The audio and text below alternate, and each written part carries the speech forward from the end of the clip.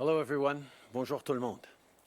Avant de commencer, je veux d'abord souligner le fait que plus tôt ce matin, la ministre Gould a annoncé une nouvelle contribution à l'appui de l'Alliance du vaccin, Gavi, et de l'Initiative mondiale pour l'éradication de la polio. Ces organismes distribuent des vaccins aux plus vulnérables à travers le monde et sauvent des millions de vies.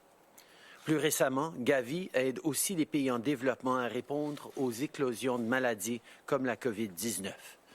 Une fois qu'on aura trouvé un vaccin, Gavi va aider à le distribuer à ceux qui en ont besoin. C'est une bonne nouvelle parce que dans notre monde interconnecté, pour mettre fin à la pandémie au Canada, il faut mettre fin à la pandémie partout.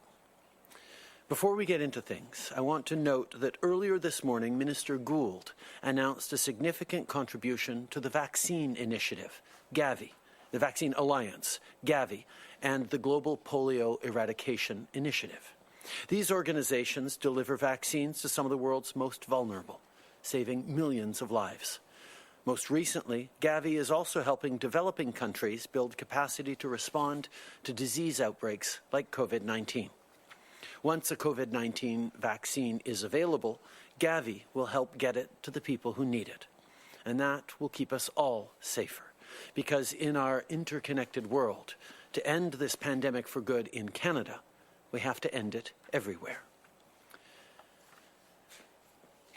Comme on le sait trop bien, les dernières semaines ont été particulièrement difficiles pour nos aînés et leurs familles. Nos parents et nos grands-parents sont plus à risque d'attraper la COVID-19 et d'en subir les conséquences les plus sévères. D'un bout à l'autre du pays, ce sont les centres de soins de longue durée et les résidences pour personnes âgées qui ont été les plus durement touchés par la pandémie, exposant les failles d'un système qui doit être renforcé. Mais les défis que pose la pandémie pour les personnes âgées ne se limite pas juste à ce qui se passe dans les résidences ou les CHSLD. Le confinement pèse lourd sur les aînés d'un bout à l'autre du pays. Ils passent beaucoup de temps seuls, séparés de leur famille. Et puisqu'ils doivent éviter de sortir le plus possible, ils ne peuvent pas utiliser le transport en commun. Ils comptent sur des services de livraison pour faire leurs courses et souvent, ça veut dire qu'ils ne peuvent pas profiter des soldes en magasin. C'est dur, autant sur le moral que sur les finances. Donc, aujourd'hui, notre gouvernement annonce des mesures pour aider nos aînés à traverser la crise. D'abord, si vous touchez la sécurité de la vieillesse, vous allez recevoir 300 $ de plus pour aider avec les coûts que vous avez dû assumer à cause de la COVID-19. À l'échelle du pays, on parle de près de 7 millions de personnes qui vont recevoir plus d'argent au cours des prochaines semaines. Pour aider les aînés les plus vulnérables, nous allons aussi accorder 200 $ de plus à tous ceux qui sont admissibles au supplément de revenus garanti. Ça veut dire que si vous recevez et la sécurité de la vieillesse et un supplément de revenus garanti, vous allez recevoir 500 $ de plus. Notre gouvernement va aussi accorder 20 millions de dollars de plus au programme Nouveaux Horizons pour les aînés. On avait apporté des changements au programme il y a quelques semaines pour permettre aux organismes affiliés d'adapter leurs services aux réalités de la pandémie et d'aider les personnes âgées à rester en contact avec leur famille. On investit donc à nouveau dans le programme pour offrir plus d'activités, contrer l'isolement des aînés et améliorer leur qualité de vie. Today, our government is announcing new measures to support seniors during this pandemic. First, if you're receiving old age security, you will get an additional $300 to offset some of the extra costs you've had to cover because of the virus. This means that across the country, almost 7 million seniors will get help that they need. And to better support the most vulnerable seniors, we will also give an extra $200 to people who are eligible for the Guaranteed Income Supplement. So if you're receiving both OAS and GIS, you will get an additional $500 in total to help you. Our government is also investing an additional $20 million in the New Horizons for Seniors program. A few weeks ago, we boosted funding so that organizations could provide delivery services and help seniors stay in touch with family during the pandemic. So we're making another investment today to create more programs to help isolated seniors and improve their quality of life. Now, there's no question that COVID-19 has been taking its toll on seniors both emotionally and financially. And with today's announcement, our government is taking action to alleviate some of the stress they may be feeling.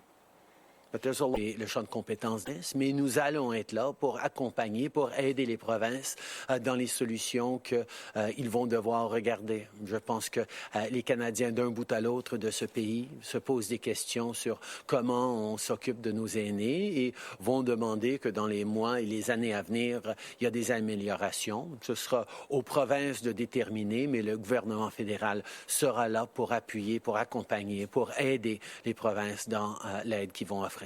Les changements qu'ils vont amener. Operator, prochaine question. Thank you. Merci. Next question, Lee Berthiaume, the Canadian Press. Line open. Yes, Prime Minister. Thanks for talking to us today. The Deputy Prime Minister suggested yesterday that traffic between the U.S. and Canada is bound to increase as states and provinces reopen. What specifically is the government planning to do to deal with an increase in inbound traffic from the U.S., considering the risk of infection? We're going to continue to be very careful about vectors of infection into Canada. That means continuing with restrictions on international travel. At the same time, we have brought in measures that means anyone coming into Canada, returning residents particularly, will need to self-isolate for 2 weeks. We are looking at stronger measures to make sure that we're following up appropriately on people come over, because as we know, as economic activity starts to ramp up, as restrictions get loosened across countries, it is likely that we see a few more people either returning home or a few more people trying to cross the border. We need to make sure that the measures that we're bringing forward are going to keep Canadians safe. Follow-up, please. And given the recovery challenges that lie ahead, is now the time to ensure that all Canadians, especially non-salaried workers, have access to affordable childcare? I think one of the things that we've seen, particularly when many of the very first jobs lost during this crisis were ones held by women, disproportionately held by women. The need for childcare has never been made clearer. That's why we will continue to work with provinces and municipalities on ensuring that there are affordable childcare spaces across the country. As a government, over the past 5 years, we've made significant investments in childcare, and we will continue to do that. It is a responsibility that we share with the provinces, and we will continue to work with them to ensure that they are able to deliver the kind of childcare that is needed for our society. Okay. Nous reconnaissons à quel point les centres de petite enfance et les garderies sont essentiels pour pouvoir permettre aux gens de travailler. Le fait que dès le début de cette pandémie, il y a énormément de femmes qui ont perdu leur emploi veut dire que parce que quand on va vouloir rouvrir, il va falloir qu'on s'assure qu'il y a assez de place dans les garderies et les CPE. Nous avons été là depuis le début de notre mandat, il y a 5 ans, pour investir, pour aider les provinces à livrer des services de garde. Et nous allons continuer d'être là pour entretenir ces conversations avec les provinces et avancer pour s'assurer qu'on a un meilleur système de garderie à travers le pays. Merci. Prochaine question, operator. Thank you. Merci. Next question, Bill Curry, the Globe and Mail. Line open. Good morning, Prime Minister. Your announcement yesterday, your government's big business loan program will require companies to produce reports on how their actions contribute to national climate change goals. The initial reaction from oil and the gas sector was that most large energy companies are already producing reports like this. So is this just a matter of asking companies to maintain their existing level of climate reporting, or are you asking them to do something beyond that? And if so, what would that look like? Yeah, as you pointed out, there are many companies in the energy sector that are already taking seriously the need to plan for the longer term, to plan for reducing emissions and fighting climate change, but not all of them. And that's why we needed to make sure that as we move forward on support for large companies across, large employers across all sectors, that they are also in all sectors, not just in the energy sector, thinking about the challenges that climate change will pose to their company and to their future, and have a response for it. And again, on the loan program, it's clear that large companies that have been convicted of tax evasion don't qualify. But yesterday in your comments, you went further and you said that the government will watch for, quote, aggressive tax avoidance. So what does that mean in practice? Will this rule out companies that use offshore tax havens? I think Canadians expect that if we're going to be putting taxpayer dollars, public money towards supporting these companies, that they be paying their fair share of taxes. We recognize that companies have often very complex ways of managing and structuring their revenue and their portfolios. But if they want to apply for the large enterprise emergency financing facility, they are going to have to demonstrate a level of transparency that shows how they organize their structures, so we can make determinations around whether they are indeed paying their fair share of taxes before we put in Canadian money.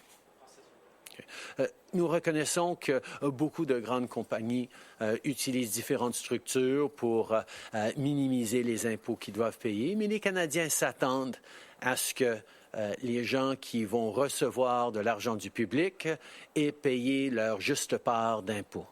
Donc, nous exigeons un niveau d'ouverture et de transparence de ces compagnies pour démontrer qu'ils ont effectivement payé leur juste part d'impôts et qu'ils n'utilisent pas des méthodes ou des moyens pour éviter de payer leur juste part d'impôts. Et nous allons nous assurer que s'ils vont recevoir de l'argent du public, ils font leur contribution adéquate à cet argent public. Thank you. And we'll take one more question from the phone. Thank you. Merci. Prochaine question, Mélanie Marquis, La Presse. À vous. Merci beaucoup. Bonjour, Monsieur Trudeau. Vous avez annoncé successivement de l'aide financière pour les travailleurs, pour les PME, pour les familles aussi avec la bonification de l'allocation canadienne pour enfants.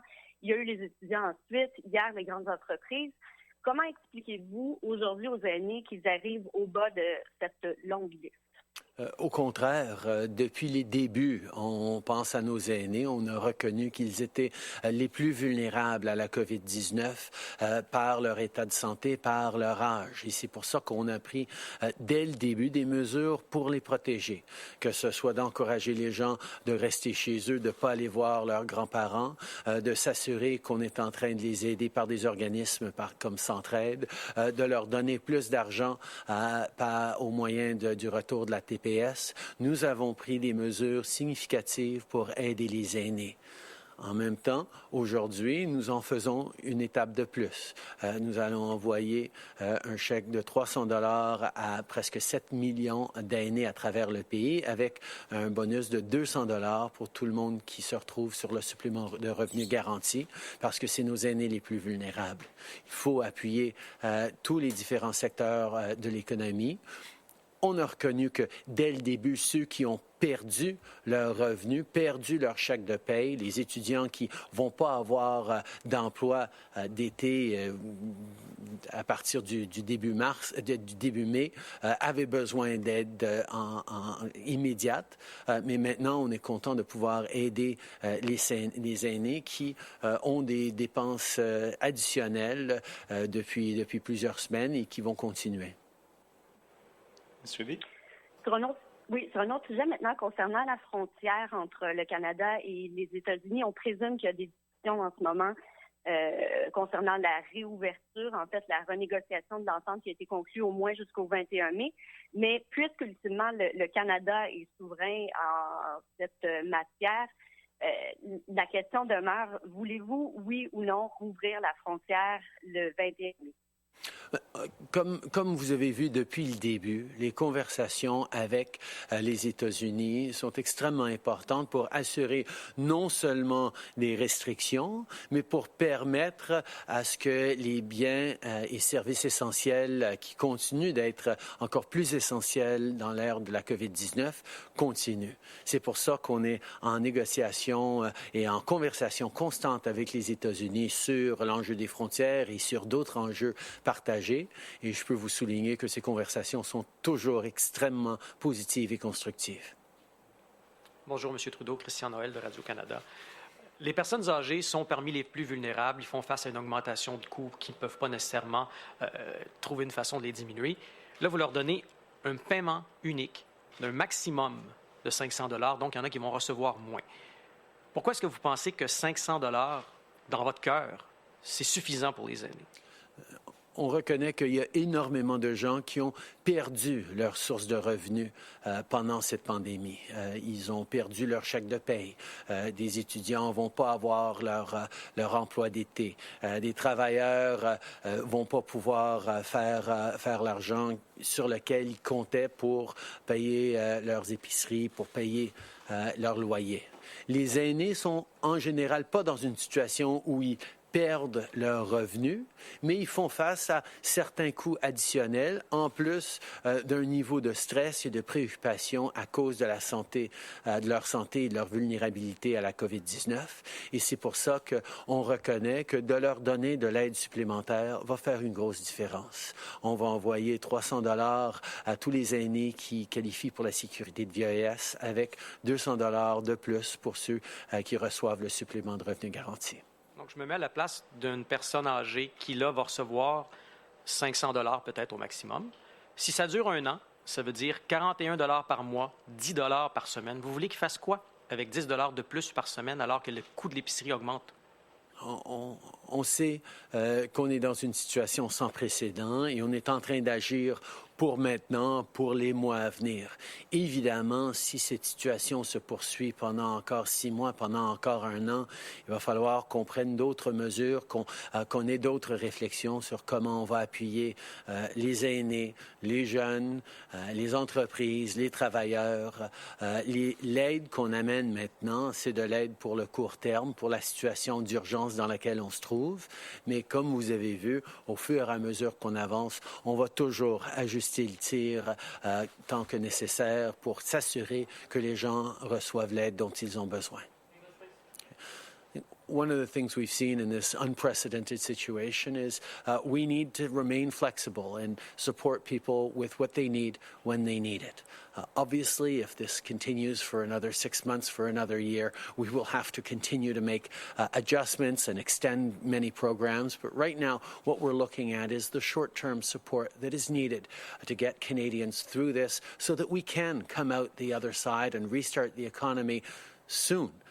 And we won't need to look at what we might need to do in 6 months if we're still, heaven forbid, all locked down still. We want to get through this. We want to get through this quickly, but we know we need to support people right now as we get through this, and that's what this extra help for seniors will help with. Prime Minister Janet Silver, Global News. Chinese Canadians, including human rights advocate Anastasia Lin, say community members are under pressure from the Chinese government for their influence networks around the world like United Front. They fear for family members back in China if they speak out, and they also say that they don't have any support here in Ottawa. And I'm just wondering what your government is doing to expose and stop the influence of the United Front here in Canada. The Canadian government has always highlighted concerns around human rights and respect for basic human democracies and liberties with every country that we engage with around the world, including China. At the same time, we are strong supporters and defenders of the right to free speech, the right to protest, the right to express themselves here in Canada and elsewhere around the world. We will continue to defend human rights while at the same time looking to protect Canadians everywhere around the world. And this is something we'll continue to do. Nous avions toujours été très clairs dans notre défense des droits humains, dans notre défense de droit de liberté d'expression, de liberté de se rassembler, de manifester. Nous allons toujours défendre les droits des Canadiens et des autres de pouvoir faire ça. Nous avons souligné à maintes reprises notre défense des droits de l'homme au gouvernement chinois comme à des gouvernements à travers le monde.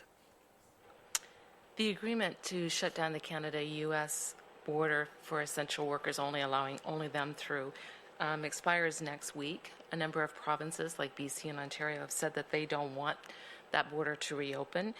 Is there a time period as to how much longer we expect that to be closed, and what's going to be done for the tourism sector that relies so heavily on visitors from the south? We have every step of the way taken the necessary measures to keep Canadians safe. That has been our priority, and because that has meant negative economic impacts for many sectors across the country, we have moved forward with supports for workers across the country. But our priority needs to be keeping Canadians safe. And that is the spirit in which we have engaged in constant and constructive dialogue with the Americans to talk about shared interests, including the border. And I have no doubt we will have more to say in the coming days on how we continue to move forward in a way that keeps Canadians safe. Good morning, Prime Minister. Olivia Stefanovich, CBC News. What does Canada need to see on both sides of the border before you consent to allowing non-essential travel? I think we all are focused right now on ensuring a flattening of the curve, decreasing of the cases of COVID-19 so that we can restart certain sectors of the economy. That must be done gradually. It must be done with tremendous vigilance. And we need to make sure that we have the mechanisms and the materials in place to deal with any further spreads or spikes in COVID-19. Preventing transmission from outside of Canada into Canada once we have controlled the spread within Canada will be an essential part of ensuring that we don't fall back into a second wave that could be as serious as this wave we're going through, or even more so. So we're going to be very, very careful about reopening any international travel, including the United States, before we feel that it is time. Okay. Nous savons que le but, ce que nous vivons maintenant, c'est de protéger les Canadiens en arrêtant que la COVID-19 se répande de plus en plus à l'intérieur du Canada. Nous devons donc contrôler la transmission entre Canadiens et assurer qu'au Canada, on réduise massivement les cas. À partir de ce moment-là, on va être vulnérable à l'arrivée de cas de l'extérieur du Canada et c'est pour ça que nous allons devoir être extrêmement vigilants et être extrêmement attentifs sur comment nous allons assurer que la COVID ne rentre pas au Canada pour créer une deuxième vague semblable ou pire à ce qu'on est en train de vivre maintenant. Et donc, nous allons être extrêmement attentifs et extrêmement posés dans nos gestes par rapport à la réouverture de déplacements internationaux. 4 elected Wet'suwet'en chiefs are calling for the resignation of Crown Indigenous Relations Minister Carolyn Bennett because they say she failed to properly consult with elected leadership over a memorandum of understanding with hereditary chiefs, which they are calling your government to reject. What is your response to these calls from elected leadership, and will the virtual signing scheduled for May 14th of this memorandum of understanding still go ahead? I want to begin by thanking Minister Bennett for the extraordinary work that she has done over the past months and continues to do on a very difficult issue that has gone on for decades now. The challenges facing the Wet'suwet'en are significant in terms of how they engage and how they work with the federal government, and we will always be there as a partner, to listen, to work with them, and to continue moving forward on the path to reconciliation and partnership. Je veux d'abord remercier la ministre Bennett pour son leadership, pour l'approche qu'elle a eue pour régler, pour travailler avec le Wet'suwet'en sur ces enjeux extrêmement difficiles qui sont présents depuis des décennies. Nous allons, en tant que gouvernement fédéral, toujours être là pour travailler avec la communauté, pour essayer de les accompagner, de les aider dans les défis auxquels ils font face. Nous savons que la piste de la réconciliation doit passer par le respect, le partenariat, et c'est ce que nous démontrons toujours. Good morning, Prime Minister. Mackenzie Gray from CTV. On the Big Business Program for lending, yesterday you said that the